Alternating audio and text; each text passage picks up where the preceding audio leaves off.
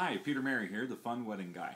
And continuing from our topic yesterday of just being yourself and finding a way to make that fit into your wedding reception, I thought I'd share a fun example from one of my weddings I did back in July of 2005. Now, this example can actually be seen referenced in my book, The Best Wedding Reception Ever.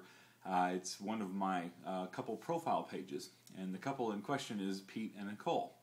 Now, Pete and Nicole got married in July of 2005 down at Point Doom, and that's where their place is, and they decided to host their reception in their backyard. And when the guests arrived after going to the ceremony on the beach and made it all the way up to where their house was, they walked through a tent tunnel from the street into the backyard, which was beautifully decorated with all kinds of tiki torches, and there was even a little cigar lounge area off to one side. There was some really nice looking decor and some lighting even around the backyard. It just looked fantastic. It looked like a whole nother world. And the guests were seated, we did the grand entrance, and then the catering staff came out and started serving the salads. And they were serving the salads in their typical black aprons and white shirts up top. And when they finished serving the salads, I got on the mic and I asked the guests if they had any idea what the entree was going to be this evening. And the guests started throwing out ideas like steak and lobster and swordfish and all kinds of fun stuff, chicken of course, and they threw all those things out there. And after they'd thrown out a couple of different ideas guessing what it might be, I played the theme song for a local burger chain here in Southern California and Arizona called In-N-Out Burger. The theme song kind of goes like this. In and out, that's what a hamburger's all about. Now you know why I'm working as a wedding entertainer and not a wedding singer. But that was the theme song that we played, and everybody in Southern California knows In-N-Out Burger. In-N-Out Burger is just so well known that people who are friends of mine who travel from other parts of the country who come here will get out of the car after they first arrive at the nearest In-N-Out Burger they can so they can get a double-double.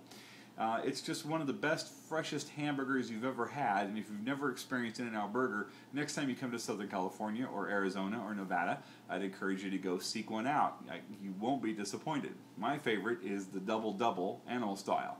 2 patties, 2 slices of cheese, and animal style means that they grill the patties in mustard, and then they put on pickles and extra sauce and grilled onions. Really messy, but it's so good.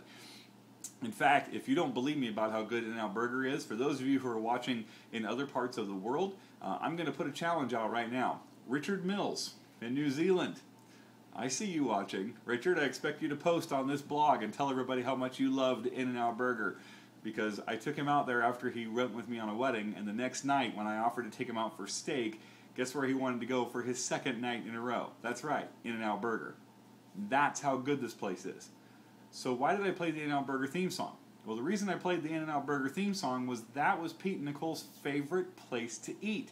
And on cue, out came the In-N-Out Burger staff wearing their white outfits with their red aprons and their paper hats, and the guests started to cheer. It was one of the coolest things I've ever seen.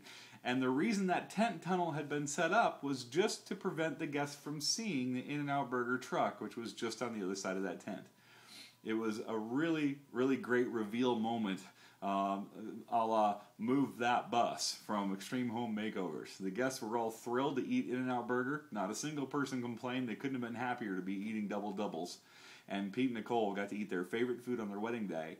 And one of the coolest parts out of the whole thing, they served 200 people for $1,200.